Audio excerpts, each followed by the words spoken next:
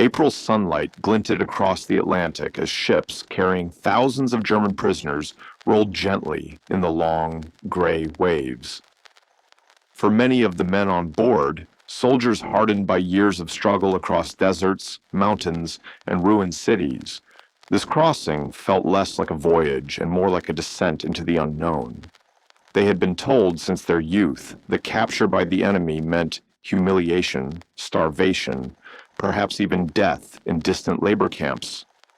Nazi propaganda had painted the Americans as savages, industrial machines wrapped in human skin, eager to enslave those who had dared to defy them.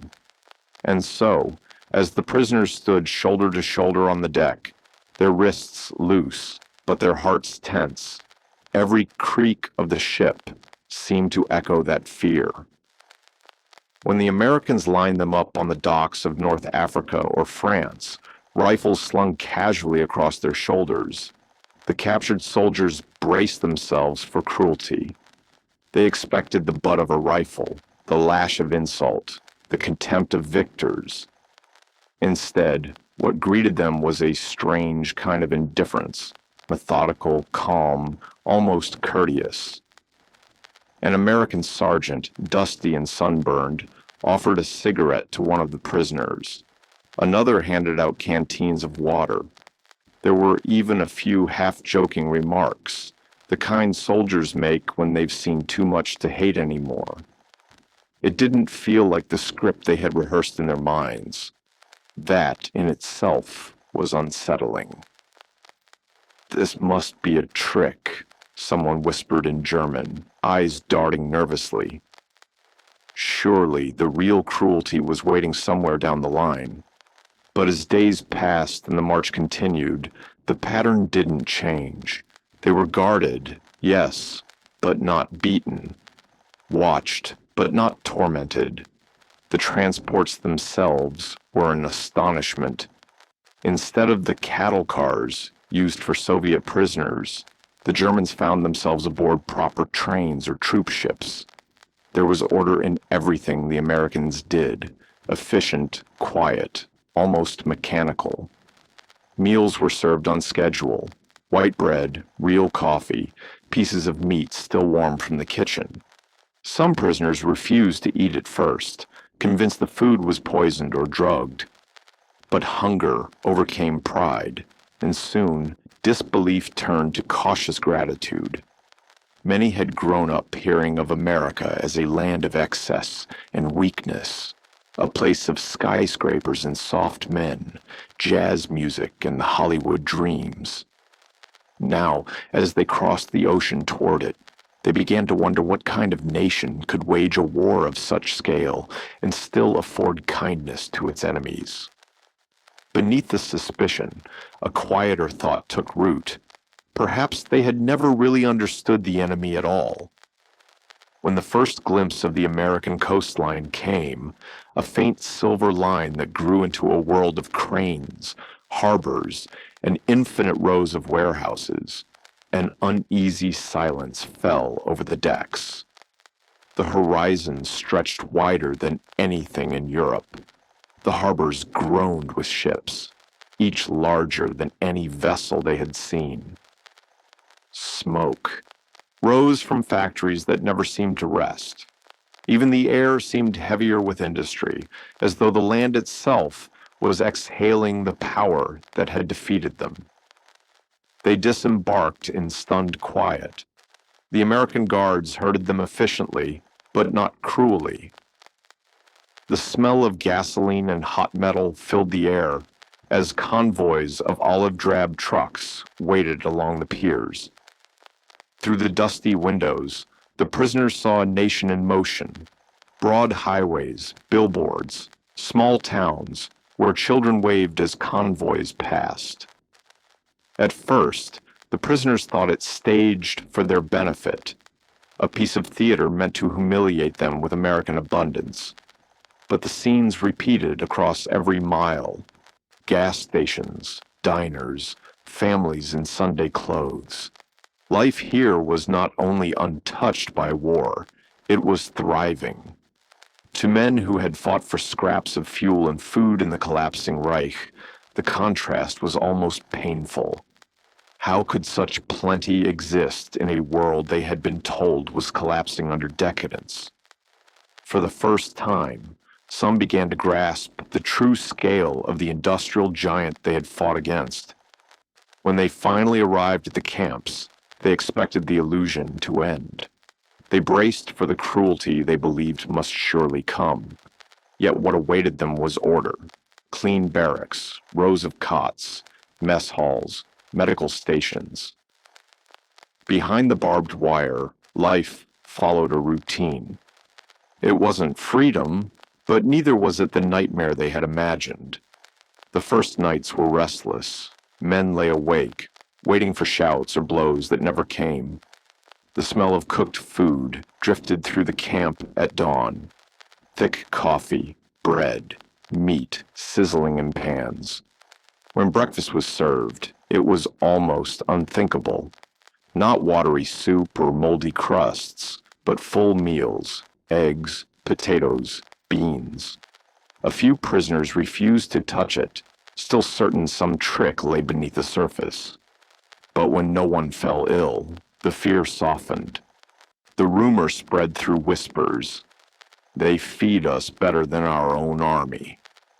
Discipline was strict but measured. Guards carried rifles, yet their tone was calm, almost detached. Orders were given clearly and obeyed without shouting. Roll calls were frequent, curfews absolute, but punishments were procedural, not savage. A man caught trying to escape might find himself confined to a small hut, but not beaten to death. It was as if the Americans saw captivity not as revenge, but as another logistical task to manage. To German eyes, raised in a military culture that glorified fear and hierarchy, this kind of efficiency felt alien. The enemy was powerful, but also strangely human. They could kill you from miles away with artillery and aircraft, yet they treated prisoners with something approaching respect. That contradiction gnawed at every man in those camps. And then came the daily rhythms of captivity. Letters home, censored but delivered, became lifelines. Soap, cigarettes, even books appeared through the Red Cross. Men who had forgotten what clean water felt like began, shaving again. Some were assigned to work details, farming, repairing roads, cutting timber. The work was hard but structured, and payment came in the form of cigarettes or small allowances. What unsettled them most was not the hardship, but the absence of hatred. American farmers who supervised the work rarely spoke much, but neither did they sneer. Sometimes they even shared lunch, passing a bottle of cold water on a hot day. For men who had expected vengeance, this quiet civility felt disarming. At night, the camps glowed faintly under electric lights, something many German towns hadn't seen for months. Through the fences, they could hear the chirping of crickets, the hum of distant trains, the slow rhythm of a nation untouched by ruin. For soldiers whose world had been reduced to rubble, it was like waking from a fever dream into a civilization that still believed in order and abundance. Yet even with full stomachs and clean beds, doubt lingered. Was this still the enemy? What did it mean if the people they had been taught to despise could show decency and victory? Some whispered that it was all propaganda, that the Americans wanted to win their loyalty before sending them to mines or factories. Others began to think the unthinkable, that perhaps the Reich had lied to them not just about the war, but about the world itself. The most haunting silence came after lights out, when the camp settled into stillness. In that hush, thoughts turned homeward, to wives and children, to bombed cities, to futures that no longer existed. They were soldiers without a war, captives in a land too vast and too calm to understand. and as the wind rustled the wire, they could almost hear the hum of America's engines, steady and endless, like the pulse of a machine that never tired. One night, in a camp somewhere in Texas, a rumor spread through the barracks. The Americans were setting up a projector. The prisoners gathered outside, uncertain. The first flicker of light hit the canvas screen, and suddenly there was movement. A film. Not propaganda, but a simple newsreel. Music played softly, the American flag waving. Farmers harvesting wheat. Soldiers returning home. The prisoners watched in silence.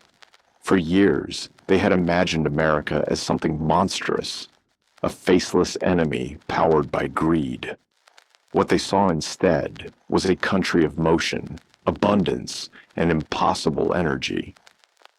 The realization crept over them slowly, like dawn over a battlefield long gone cold.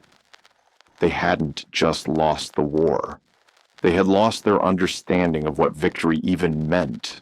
And somewhere, beyond the fences, the steady hum of American trucks rolled through the night, mechanical, tireless, and impossibly vast.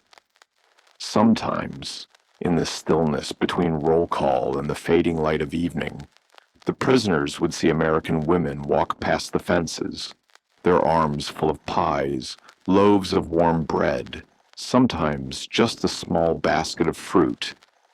They came not as conquerors' wives or vengeful citizens, but as neighbors, offering food to the guards who watched over the German captives. The sight of such casual normalcy unsettled men who had imagined America only as a hostile colossus, a land of steel and hatred. Behind the wire, whispers spread among the bunks that night. "Is this really captivity?" one man asked softly. Another muttered, "No. Perhaps they're preparing us for something worse." But beneath the cynicism, another thought began to take root, quiet, almost dangerous. What if everything they'd been told about America was wrong? That question hung in the air like smoke, impossible to clear. For men raised on certainties, drilled to believe the Reich represented civilization itself, such doubt was heresy. Yet it spread all the same. Every small act of kindness, a fair word from a guard, a decent meal, a clean blanket, chipped away at the walls built by years of propaganda. The war had taught them to see the world in absolutes. The camp taught them to see in shades of gray. No one could have predicted what came next. Feeding and housing the enemy was one thing, but what the Americans did beyond that seemed almost unimaginable. It was not enough, it seemed, to conquer the body.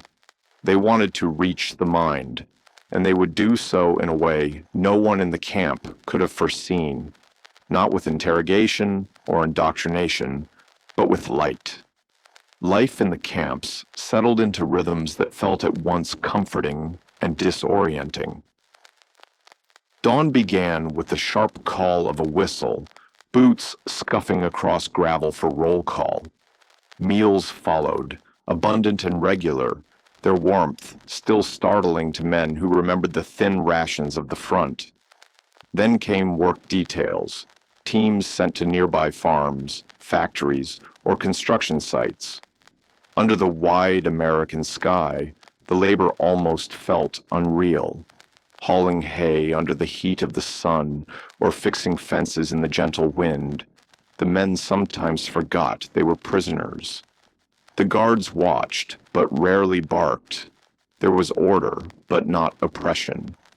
They were paid small allowances, a few coins or cigarettes, and that simple gesture of exchange made the labor feel almost human. Some began to joke softly among themselves. If this is prison, then what does freedom look like? It was a bitter sort of humor, but behind it lay bewilderment. Leisure hours were the strangest of all. Instead of punishment drills or forced silence, there were fields marked with chalk and string where soccer games and volleyball matches took place. Teams formed, uniforms improvised. Even the guards would gather at the edge of the field, watching, laughing, sometimes cheering a good goal. There were chessboards and decks of cards, small woodworking benches for those who wanted to carve. In the evenings, when the heat softened, the faint strains of a violin or harmonica floated across the barracks. The Red Cross had sent instruments, and soon there were orchestras, real orchestras, composed of men who, only months before, had fought across North Africa and Italy. The sound of Mozart and Schubert rose above the wire, like something untethered from war. For the first time in years, they played not for the Führer, not for parades or propaganda, but simply because the notes still lived in them. It was both healing and haunting, the music of a world they'd nearly destroyed echoing gently in captivity. The material details of camp life continued to surprise them. Their issued uniforms, though plain, were clean and practical. Their boots were sturdy, their coats warm. The showers offered soap and real water pressure. Even barbers visited the barracks, trimming the hair of men who had gone months without such small dignity. To soldiers who had lived in the filth of the front lines, this orderliness felt unreal, like waking from a fever into some impossible calm. Still, suspicion lingered. Why? They asked each other in low voices. Why are they treating us so well? What do they want from us? The question never left the air. For some, it was more terrifying than cruelty. Mercy, after all, was harder to understand than hatred. Mealtimes became small rituals of disbelief. The taste of white bread, real butter, warm milk. It was almost obscene when they thought of home. Many had families starving under the bombs, their cities reduced to rubble. Letters from Germany, when they came, spoke of shortages so severe that even horse meat had become a luxury. And yet here, in captivity, the enemy fed them like guests at a banquet. Some men confessed feeling guilty as they wrote home, describing meals richer than anything their children had eaten in years. Others simply fell silent, unable to reconcile such contradictions. If food planted the first seeds of confusion, information watered them. Censored newspapers arrived, the ink still smelling faintly of fresh print. The headlines shocked them, not because of what was said about Germany, but because of what was said about America. The papers criticized their own leaders, their own generals. Soldiers read, stunned, of public debates, protests, even scandals. It defied everything they knew of wartime discipline. In the Reich, a careless word could end a life. Here, it seemed, even dissent had a place. The camp libraries were small, but carefully stocked. Goethe and Schiller sat beside Mark Twain and Jack London, all translated into German. At night, the barracks glowed dimly as men hunched over books by lamplight, their rough hands tracing the words as though touching another civilization. Reading The Adventures of Tom Sawyer or The Call of the Wild beneath an American sky felt like entering a parallel world, one where courage meant curiosity, not obedience. Slowly, imperceptibly, the image of America began to change. The monster from propaganda became something far more complex, flawed, contradictory, yet alive with freedom and abundance. The men no longer spoke of the enemy in the same tone. Even those who clung to bitterness could feel it slipping. And then came the nights of light, the strangest, most unforgettable of all. When work was done and dinner finished, guards would make an announcement. Tonight the hall, attendance optional. Curious and restless, the prisoners gathered. Some thought it would be a lecture or a propaganda film. Instead, they saw a white sheet stretched across a wall, a machine humming softly behind the crowd. A bright beam of light pierced the darkness, and suddenly the wall came alive. At first, the Germans sat in wary silence. The images moved. Cowboys galloping through deserts, comedians tumbling across saloon floors, soldiers returning home to laughter and song. The Americans were showing them movies, real Hollywood films. It was, to many, the most bewildering act of all. For years they had seen only Reich propaganda, gray newsreels, marching columns, endless speeches beneath swastikas. But here, projected on a wrinkled sheet inside a prison camp, was color and motion and laughter. Laughter. It was as if another world had slipped through the barbed wire and landed in their laps. At first, the audience was stiff and silent, as if laughter itself were forbidden. But when the slapstick actors stumbled or the heroes kissed the girl at the end, the tension cracked. Chuckles rippled through the crowd, cautious at first, then open and unrestrained. Guards at the edges exchanged amused glances. Some of them smiled too. Not every man laughed. A few sat rigid, eyes narrow, disturbed by what they saw. The freedom on screen, the ease between men and women, the irreverent humor, the idea that ordinary people could defy authority, was as alien as it was magnetic. For men raised in the iron logic of the Wehrmacht, it was chaos. And yet it carried a strange kind of grace. When the lights came up, no one spoke for a while. The projector ticked in the silence. Something unspoken had shifted. The prisoners had looked into the heart of the culture they'd been taught to despise, and found not barbarism, but humanity. The next screenings drew larger crowds. Word spread, they're showing another one tonight. Westerns, comedies, musicals. For a few hours, the men forgot they were prisoners. They cheered, they laughed, they argued about the endings. The fences were still there, the guards still armed. But inside those walls, the light had done something no sermon or gun ever could. It had opened a door. Even after the projector went dark, the images lingered. Cowboys riding into sunsets, lovers reunited, dreamers building impossible futures. Those flickering stories haunted their sleep, like echoes from a world untouched by ruin. And as the camp settled into night once more, the last sounds were not of boots or orders, but of quiet laughter drifting through the warm, electric air. The films chosen for the camp screenings were deliberate, though the choice seemed casual on the surface. Comedies, musicals, westerns, and the occasional newsreel. Yet buried between laughter and song were glimpses of something far more powerful, America itself, alive in motion.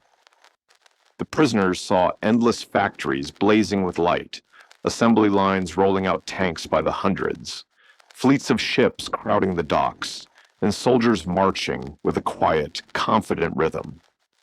For men who had watched their own supply lines crumble, their armies starved of fuel and ammunition, these images struck with a quiet kind of dread.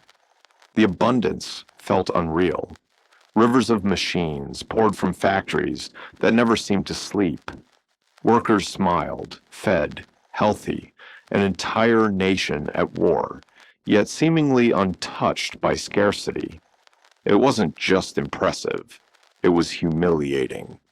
A mirror held up to the Reich's exhaustion. And yet, the Americans didn't wield these films as weapons. They didn't preach. They didn't mock. The message came wrapped in song and laughter, hidden between a cowboy's grin and a jazz tune echoing through the camp's makeshift theater. It was propaganda without the poison, so subtle that it slipped past the prisoners' defenses before they even realized it. And perhaps most remarkable of all, attendance was voluntary. No one forced them to watch. They could stay in the barracks, write letters, play chess, or simply stare at the ceiling. But night after night, when the projector's whine began, and a faint beam of light cut through the dark, the halls filled anyway. Word spread from barrack to barrack. Tonight, a Western. Tomorrow, a comedy. Men who once marched beneath swastikas now found themselves rushing to secure a seat near the front, their excitement whispered like schoolboys awaiting a fairy tale. In the warm hum of the projector, something imperceptible began to change. The fences seemed to fade. For 2 hours, the war dissolved into shadow and light. They were no longer prisoners of conflict, but travelers in another world, a world that seemed impossibly free. The Americans had, perhaps without realizing it, offered a strange kind of mercy, not freedom itself, but the dream of it. It was a gift more dangerous than rations or comfort, for it stirred the imagination, and once awakened, imagination could not be contained by barbed wire. When the lights came up and the reel spun to a stop, disbelief lingered. Some men sat motionless, their faces half lit by the projector's fading glow, as if afraid to return fully to the real world. They could not understand why their enemies allowed such indulgence, but deep down, each man knew he would never forget these nights, the nights when Hollywood came to the camps and spoke to them in a language beyond politics or hate. Soon the screenings became part of camp life's rhythm, as dependable as roll call or mealtime. When the guards announced another film tonight, a ripple of anticipation moved through the barracks. Men who had spent the day hauling timber or working the fields hurried through dinner, hoping for a good seat close to the flickering screen. The ritual took on a reverent quality. For men who had lost everything, the light on that sheet of canvas became a kind of sanctuary. The choices of films were as surprising as they were diverse. Comedies starring Charlie Chaplin, the Marx Brothers, or Abbott and Costello filled the air with laughter, real, unguarded laughter, the kind that shook the walls and momentarily erased the weight of defeat. Westerns galloped across vast landscapes of dust and sky, telling stories of justice and courage painted on a scale too wide for Europe's crowded battlefields. For the first time, many Germans saw what freedom looked like, not as a slogan, but as a horizon that never ended. The musicals stunned them most of all. Glittering costumes, grand orchestras, dancers moving in perfect rhythm, all in the middle of a war. It was excess, it was absurd, and yet it was mesmerizing. What kind of country, they wondered, could afford to turn war into song, to keep beauty alive amid chaos? Even the romances left them uneasy. Women in American films were nothing like the obedient, distant figures of Nazi cinema. They were bold, witty, alive. They met men's eyes without fear, argued with them, teased them, sometimes outsmarted them entirely. For soldiers raised in a culture of rigid hierarchy and submission, these portrayals were intoxicating and subversive. In the days that followed, men found themselves talking about the films in hushed tones. They debated favorite actors, quoted lines, hummed the tunes. It felt dangerous, even shameful, to enjoy the art of one's enemy so openly, yet the pull was too strong to resist. Entertainment, they discovered, was a universal language, and one they desperately needed to hear. Rank meant nothing in the darkness of the theater. Generals and foot soldiers sat shoulder to shoulder, their faces lit by the same silver light. Inside that space, the war's hierarchy dissolved. What remained was the shared wonder of men rediscovering emotion, laughter, longing, curiosity. The contrast to German cinema was almost painful. Under Goebbels, films were sermons of glory and sacrifice, every frame polished into obedience. But American films, they breathed. They dared to mock authority, to laugh at wealth, to celebrate ordinary people. The chaos of it all, the lack of control, felt alive. How could a people so undisciplined, one officer whispered, build an army that defeats us? Another answered quietly, maybe it's because of this chaos, not in spite of it. As the weeks passed, the screenings became more than mere distraction. They became conversations, long, winding debates that carried through the workdays and late into the night. A comedy might spark questions about American humor, about why their jokes cut upward rather than down. A Western would ignite talk of justice, freedom, and wide open spaces that seemed to go on forever. Even the romances, dismissed at first as silly, soon opened deeper questions. Why did women in America seem freer? Why did they speak their minds? Could such a society exist and still win wars? Each film chipped away at the walls of certainty built inside these men. The dogma of the Reich had told them the world was fixed, that order and obedience defined civilization. But the films whispered a different truth, that maybe strength was not control, but resilience, that maybe chaos, creativity, laughter were all forms of power. The guards noticed the shift before the prisoners did. The hard stares of new arrivals softened after a few weeks. Conversations at work grew less hostile.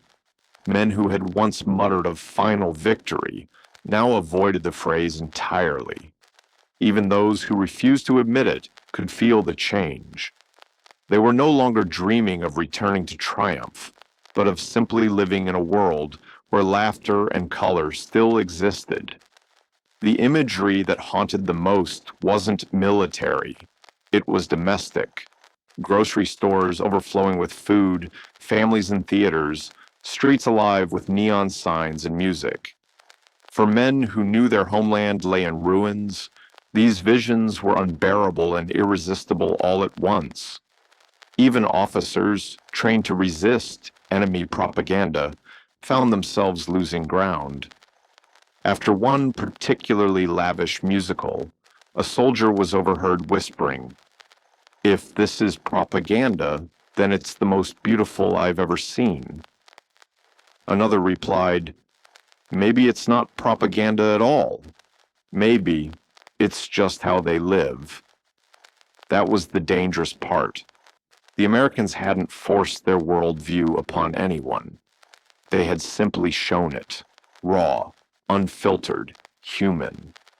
And in doing so, they had accomplished what no gun or lecture could. They had made the prisoners feel. The screen became a teacher, a mirror, and a quiet confessor. Over time, the nightly glow of those reels reshaped the moral landscape of the camps. Men began to see not just the might of their captors, but the soul behind it. A nation whose strength lay not in cruelty or domination, but in abundance, humor, and faith in the ordinary. It wasn't freedom, but it was close enough to remind them what freedom felt like. And when the projector finally dimmed, the last flicker fading into black, the men would sit in the hush that followed, silent, reflective, changed. Outside, the guards stamped their feet against the cold. A dog barked in the distance, and somewhere beyond the wire, the world kept turning. The night air carried a faint scent of pine and smoke, the sky wide and still. For a moment, no one spoke. Then, as the last thread of light vanished from the screen, someone exhaled softly, half sigh, half prayer. The more the prisoners laughed at American comedies, the harder it became to see the United States as the faceless enemy they had been taught to hate. Laughter, once a luxury, now crept in between the fences, unsettling the foundations of everything they'd believed. Each chuckle, each small eruption of joy, carried with it a quiet betrayal of old certainties. The more they admired the courage of characters who fought through hardship, not for a Führer or a flag, but for love, friendship, or simple human decency, the more those men began to question the core of the ideology that had once bound them. The stories on screen, of communities standing together, of ordinary people defying corrupt power, of laughter winning where violence failed, did what no lecture or sermon could. They rewired the way these men saw strength. For the first time, strength looked less like obedience and more like resilience. For the younger soldiers, those who had grown up under the shadow of Hitler Youth banners, the films were intoxicating. They had been raised to see heroism only in uniforms and sacrifice. But here, projected before them in flickering light, was another kind of heroism, one that belonged to flawed, defiant individuals who stumbled, laughed, and found their own way. They watched James Cagney stride across the screen with raw confidence, Clark Gable smile through danger, John Wayne ride alone into the dust, and something inside them shifted. Some began scribbling English words in small notebooks, copying the cadence of dialogue they barely understood. Others imitated the swagger of American cowboys during work details, their gestures half joking, half aspirational. What had begun as simple entertainment had become fascination, cultural gravity, silent and unstoppable. In letters home, carefully censored but still full of hints, some prisoners tried to describe the unthinkable, how it felt to laugh at the enemy's movies, to be moved by their stories. Families reading those fragments in Germany, surrounded by ruins and hunger, struggled to understand. Captivity in America was supposed to be grim, degrading. Yet between the lines, something else shone through. Nostalgia, wonder, even gratitude. For many, the movies reminded them of their youth, of the peace that had existed before war had devoured everything. Some wrote of music that made them ache for home. Others confessed in private that they feared leaving the camp. How could they return to a world of rubble after living, even briefly, in a place that seemed to pulse with light and abundance? The disbelief of those first screenings had long faded. In its place grew quiet acceptance and transformation. The barbed wire still marked their boundaries, but inside their minds, horizons stretched farther with every reel that spun. The glow of Hollywood had seeped into them, softening what the Reich had hardened. They had entered the camps as soldiers of a 1,000-year empire. Now, without realizing it, they were becoming men, simply men, who could no longer see the world in the same rigid lines of friend and foe. The Americans, perhaps unknowingly, had found a weapon far subtler than any gun or bomb. They had discovered the power of story. As the war drew toward its inevitable end, the prisoners began to wonder what waited beyond the wire. The thought of going home filled many with a strange dread. Letters from the Red Cross brought grim news, cities leveled by bombing, families scattered, hunger gnawing through the population. The Reich was collapsing, not just politically, but spiritually. And as they read of devastation, the contrast became unbearable Inside the camps, they were fed, clothed, and even entertained. Outside, the world they had once fought for was burning to ash. When repatriation finally began, the men boarded ships again, this time heading east, toward a homeland they no longer recognized. The Atlantic stretched around them like an endless mirror. They crowded on the decks, the wind cold against their faces, each man carrying memories he wasn't sure he could ever explain. "No one will believe us," one said quietly. "They'll think we've gone mad." Another nodded, his voice low. "How could we tell them that while our cities burned, we laughed at American comedies?" It was a real dilemma. To admit it openly risked mockery or worse, accusations of betrayal. And yet the stories spread anyway, whispered through train stations and ruined streets as the men returned home. They told of strange nights under foreign skies when thousands of prisoners sat together in silence, faces glowing in the light of a film reel. They described the rhythm of laughter echoing through the barracks, the sound of music floating over barbed wire. To their families, these accounts sounded unreal. Men sitting shoulder to shoulder, watching Hollywood stars dance and sing while the Reich collapsed. It was impossible, almost blasphemous. But for those who had lived it, the memories clung tight. They could still feel the warmth of those lights, the flicker of moving shadows, the way the air in the hall seemed to hum with something fragile and human. Years later, many of those former prisoners would admit that those nights changed them, not all at once, but slowly, like erosion reshaping stone. They no longer saw America merely as a force of destruction. They had seen another side, a country not only powerful, but curious, creative, capable of turning pain into song. Even as they walked through Germany's shattered cities, the glow of those screens lingered somewhere deep inside. It became a private symbol of how far they had traveled, not across oceans, but within themselves. To the Americans, it had all seemed so ordinary.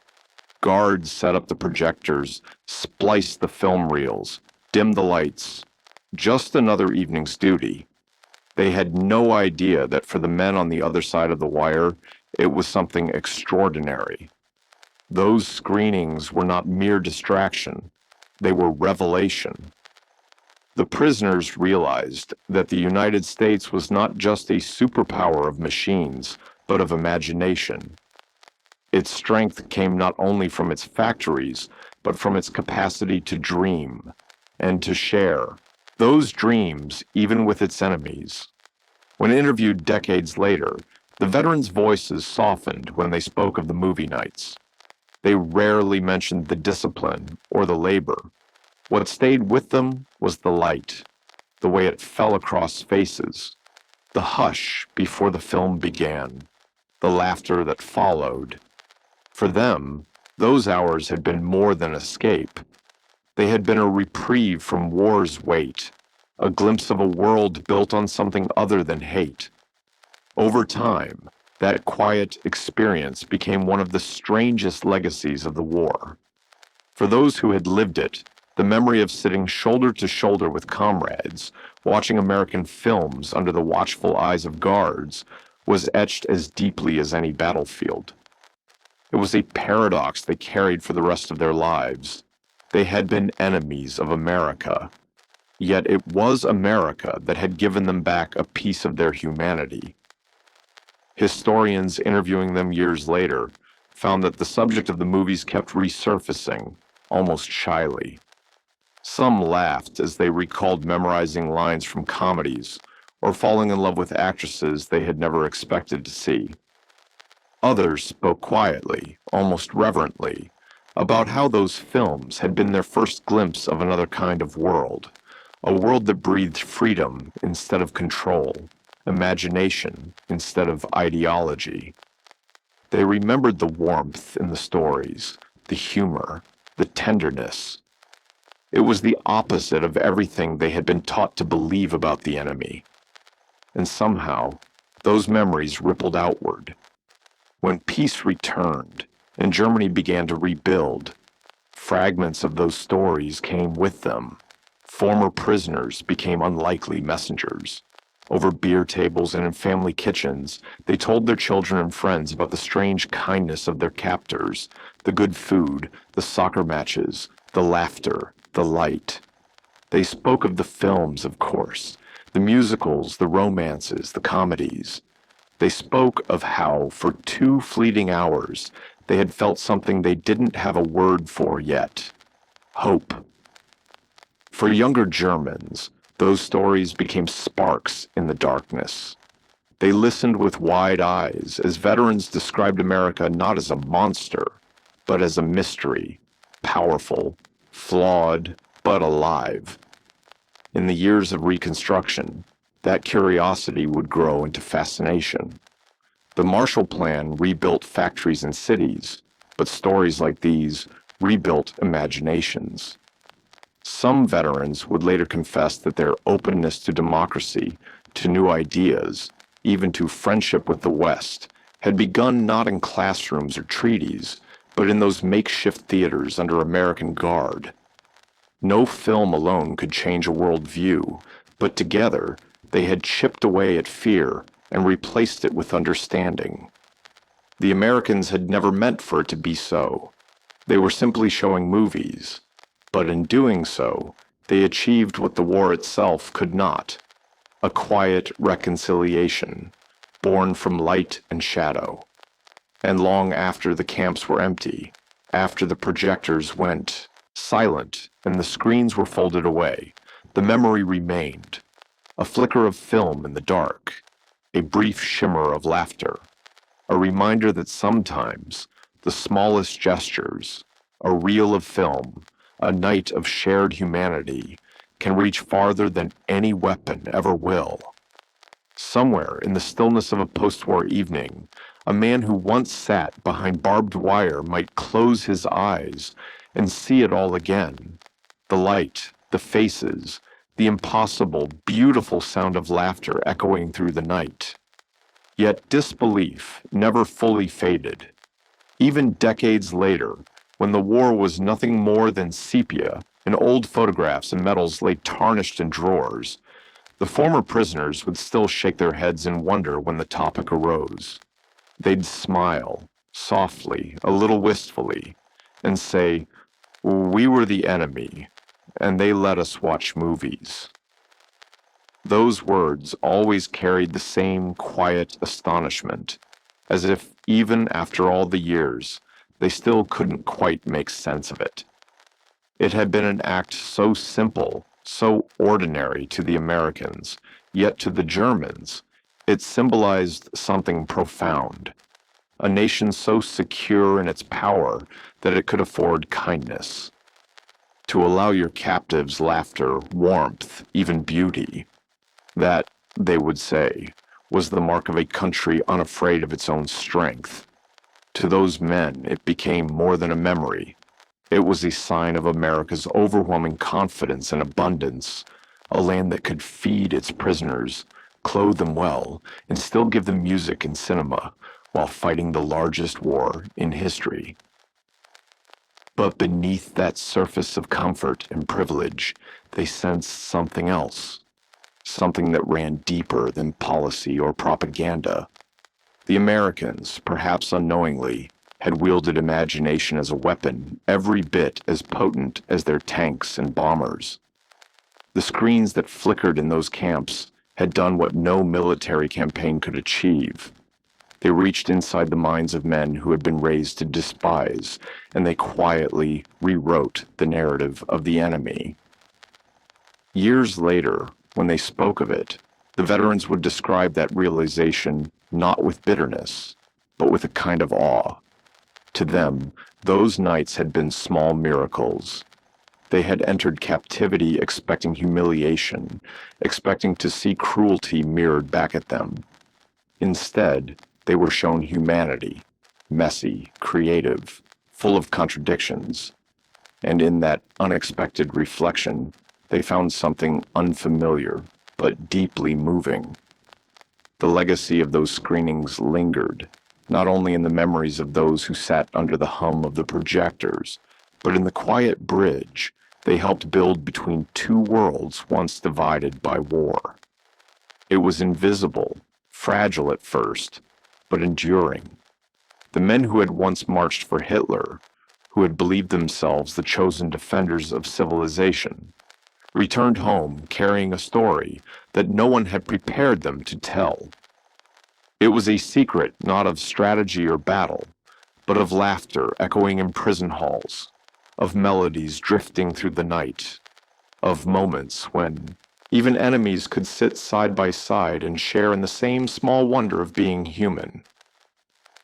They told their children, and later their grandchildren, about those strange, gentle evenings, about how they had seen America not through the sights of a rifle, but through the shimmering light of a movie screen. The films had shown them not perfection, but possibility, a place where freedom was noisy, imperfect, but alive. For men who had lived through years of orders, hierarchy, and silence, that vision lingered like a half-remembered song. And somewhere in that flickering glow, they had discovered something extraordinary, that even in captivity, humanity could survive. That in the midst of war, amid all the noise and ruin, the seeds of peace could still be planted, not by treaties or speeches, but by the simple grace of a story shared in the dark. Long after the lights of those makeshift theaters had gone out, the echo of those reels endured. It lived in their memories, in their voices when they spoke of the past, in the faint smile that crossed their faces at the mention of America. For them, it wasn't the rifles or the rations they remembered most.